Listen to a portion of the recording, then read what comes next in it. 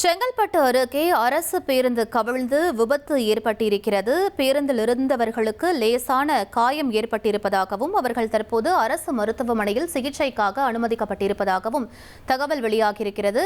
மேலும் விவரங்களை எமது செய்தியாளர் நவீன் வழங்கிட கேட்கலாம்.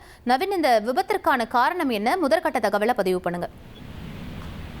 வணக்கம். செங்கல்பட்டு அருகே ஜிஎஸ்டி சாலையில அரசு பேருந்து கவிழ்ந்து விபத்துக்குள்ளான சம்பவம் அதிர்ச்சியை ஏற்படுத்தியிருக்கிறது. கன்னியாகுமரி மாவட்டம் மார்த்தாண்டத்திலிருந்து 25க்கும் மேற்பட்ட பயணிகளை ஏற்றிக்கொண்டு அரசு விரைவு பேருந்து ஒன்று சென்னை கிளாம்பாக்கம் நோக்கி வந்து கொண்டிருந்தது. இந்த பேருந்து சரியாக செங்கல்பட்டு அருகே புலிப்பாக்கம் பகுதியில ஜிஎஸ்டி சாலையில வந்து கொண்டிருந்த போது பிரேக் பிடிக்கவில்லை என கூறப்படுகிறது. இதனால் ஓட்டுநரின் கட்டுப்பாட்டை இழந்து அந்த புலிப்பாக்கம் பகுதியில் இருக்கக்கூடிய மலையின் மீது மோதி தலைக்குப்புற கவிழ்ந்து விபத்துக்குள்ளானது. இந்த விபத்துல பேருந்தில் பயணம் செய்த 25க்கும் மேற்பட்டவர் வந்து லேசான காயத்துடன் உயிர் தப்பியிருக்கிறார்கள்.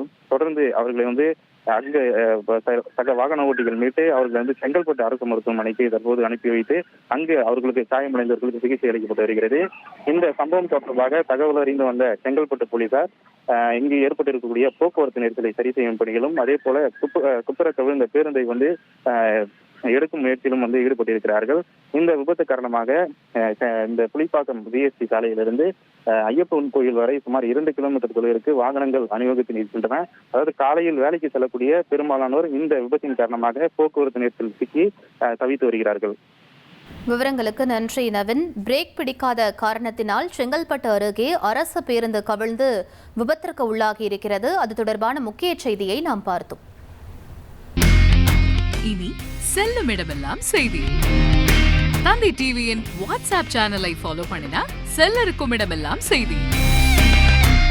இதோ QR கோட் இப்பவே ஸ்கேன் பண்ணுங்க, ஃபாலோ பண்ணுங்க.